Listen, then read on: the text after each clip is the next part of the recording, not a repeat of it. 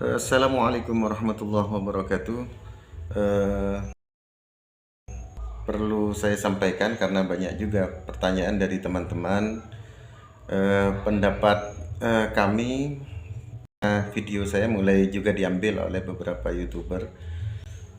Apakah kami tidak mengakui nasab Alawi? Perlu diklarifikasi ya. Yang saya sampaikan di video-video itu dalam kapasitas saya ini mengklarifikasi tentang ketika ada sesuatu yang meragukan nasab Wali Songo begitu. Jadi saya tidak berbicara lain tentang itu begitu ya. Apalagi sampai kemudian dianggap apakah saya ini juga menolak nasab Alawi. Saya sampaikan bahwa saya pribadi tidak menolak nasab Alawi. Saya sendiri mengakui nasab beliau dengan husnudzon begitu ya. Dan seperti itu juga ulama-ulama, para kiai-kiai kita dahulu di dalam mempercayai setiap yang mengaku sebagai zuriat, kita tidak pernah meminta bukti buku nasab dan lain sebagainya, bahkan bertanya catatannya mana, tidak. Kita mempercayai misalkan ya ada seseorang mengatakan saya Habib, saya Duri Rasul, sudah kita percaya. Itulah sikap dari para kiai. Kemudian kalau ada yang bertanya kenapa sebaliknya begitu ya, kenapa sebagian Habib tidak seperti itu, tidak mudah percaya kepada zuriat Wali Songo begitu ya.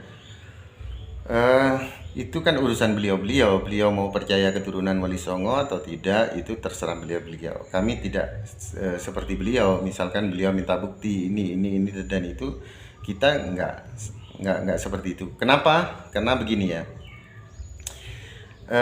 Bagi kalangan Duriya Wali Songo itu, kenapa mudah percaya? Karena lebih baik salah mencintai daripada salah tidak mencintai. Nah ini, iya kalau itu memang bukan zuriat Rasul. Kalau zuriat Rasul bagaimana nanti? Nah kalau misalkan itu mengaku sebagai zuriat Rasul ternyata bukan, begitu ya, ternyata bukan, kita di akhirat tidak akan disalahkan, begitu. Saya analogikan seperti begini. Nabi Allah Adam alaihissalam itu berdosa begitu ya, mempunyai salah begitu ya, mendapat hukuman, dikeluarkan dari surga. Sama dengan iblis dikeluarkan dari surga, tetapi Nabi Adam diampuni, sedangkan iblis tidak. Kenapa? Karena Nabi Adam melakukan kesalahan itu karena ada gurur di situ, ditipu atau misalkan nih, ada orang yang mengaku sebagai zuriat Rasulullah, kemudian saya mempercayainya, ternyata dia bukan, maka saya ini tidak akan berdosa begitu ya. Kenapa? Karena saya sedang orang yang menyampaikan itu dengan gurur atau dengan dusta begitu ya. Ceritanya Nabi Adam begini ya. Ketika Nabi Adam itu kan dulu dilarang memakan buah khuldi begitu ya.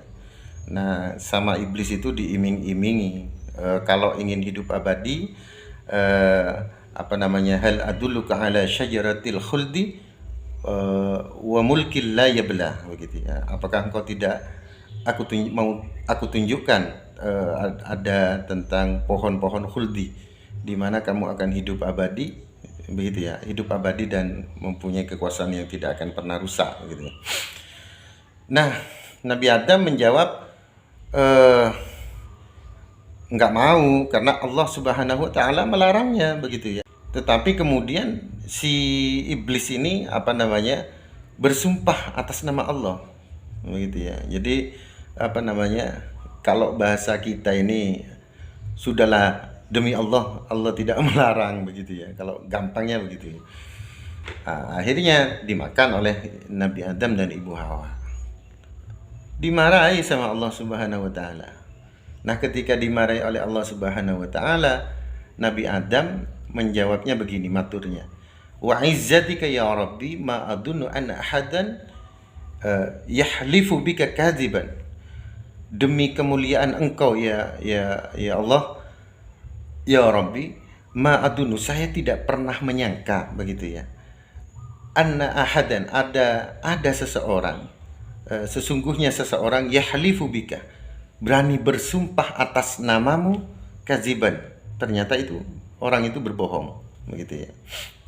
Sehingga ketika ada orang yang bersumpah demi Allah begitu ya, Nabi Adam melihat sumpah karena Allah ini, Nabi Adam, apakah mungkin dia bersumpah demi nama yang agung itu kok bisa berani begitu ya, berbohong ya gitu. Sehingga Nabi Adam langsung percaya aja begitu. Nah, seperti itu juga ketika ada orang yang mengaku sebagai mengatakan sebagai dzurriyyah Rasulullah, saya tidak akan pernah meminta buku nasab atau mengecek dan sebagainya seperti ulama-ulama salaf begitu ya. Kita harus langsung mempercayainya. Kenapa begitu? Kita ini dan salaf-salaf kita itu, apakah mungkin orang berani mengaku-ngaku dengan suatu nama yang agung begitu ya? Jadi nggak mungkin sih berani. Lebih baik salah mencintai daripada salah tidak mencintai. Jadi kami walaupun kemarin sempat eh, berbentur ya tentang masalah Wali Songo, karena kami mempunyai kewajiban untuk memberikan penjelasan bahwa Wali Songo itu ada anak cucunya begitu ya. Apalagi catatan Wali Songo ini berkaitan dengan dinasti, sehingga catatan itu merupakan catatan-catatan kerajaan. Walau apakah itu di kerajaan seperti di Cirebon misalkan, itu kan catatan kerajaan, dan di Mataram misalkan sampai ke dari Demak itu kan catatan kerajaan sampai ke Pajang, terus Mataram jadi Surakarta, Yogyakarta, dan sebelumnya itu karena Wali Songo ini berkaitan juga dengan kekhalifahan besar. Jadi misalkan catatan dari Abbasiyah, catatan dari Ottoman begitu ya. Jadi ada semua itu. Sekali lagi kalau ada yang mengatakan bahwa kami pribadi begitu, perlu dijelaskan bahwa kami mempercayai Saddah Ba'alawi sebagai dzurriyyah Rasulullah Sallallahu Alaihi Wasallam atas ya pengakuan beliau dan juga berdasarkan catatan-catatan, walaupun kata Ki Emaduddin tidak ada catatan di era abad 4, tetapi kan pas ada catatannya, walaupun di abad ke-8 atau ke-9 begitu kan ada catatannya, sehingga ketika kita mempercayai itu adalah jaminan bahwa kita ini tidak akan disalahkan nanti di akhirat. Saya kira itu. Nah, kaitannya kemudian kenapa kami juga tidak sreg dengan Abdul Khan begitu ya, bukan ini kan catatan begitu ya, ya bisa benar bisa salah, kami masih dalam mengkaji, tetapi catatan Abdul Khan itu kan di Syamsud Dhahirah begitu ya. Dan di Syamsud Dhahirah kalau sampean lihat gitu ya, Sunan Kudus itu adalah anak dari Sunan Ampel begitu ya.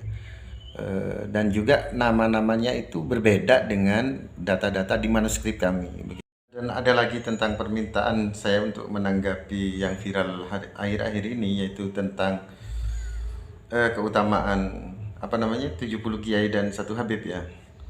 Saya kira itu tidak usah dibesar-besarkan gitu ya, karena itu kan ranah ikhtilaf. Coba dibaca di rujukan kitabnya itu ikhtilaf itu ya. Kalau bertanya saya pribadi begini,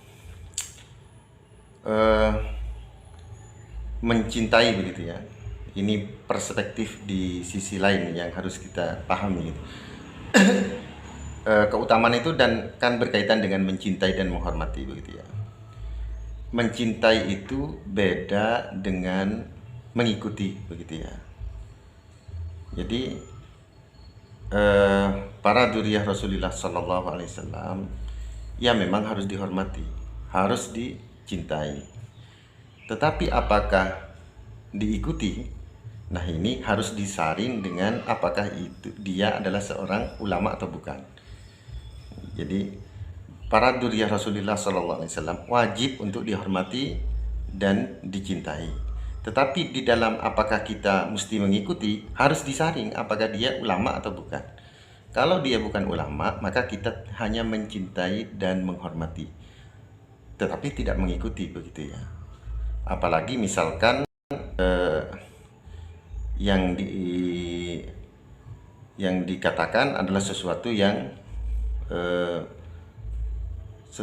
salah begitu. La ta'ata li makhluqin fi maksiatil khaliq begitu ya. Jadi yang salah begitu ya. Jadi kita harus menyaring apakah itu beliau adalah ulama atau tidak. Jadi kapasitasnya itu kalau ulama ini di dalam diikuti begitu. Sementara zuriyah Rasulullah adalah dicintai dan dihormati. Saya kira itu sebetulnya saya tidak ingin lagi menanggapi, saya hanya menanggapi ketika ada yang menyerang Wali Songo begitu ya dalam tanda kutip. Maka saya sebagai bagian begitu ya. Walaupun juga saya ini belum belum tentu juga saya ini duri Rasulullah Sallallahu Alaihi Wasallam, tetapi bagian Wali Songo, maka saya mempunyai kewajiban untuk membela dengan beberapa data yang kami miliki, termasuk juga dengan manuskrip-manuskrip yang ada pada kami. Saya kira itu. Assalamualaikum warahmatullahi wabarakatuh. Mudah-mudahan Allah segera membuat kita ini menjadi terikat kembali dengan penuh kasih sayang seperti salafuna yang selalu menjalin kasih sayang. Amin Allahumma amin. Assalamualaikum.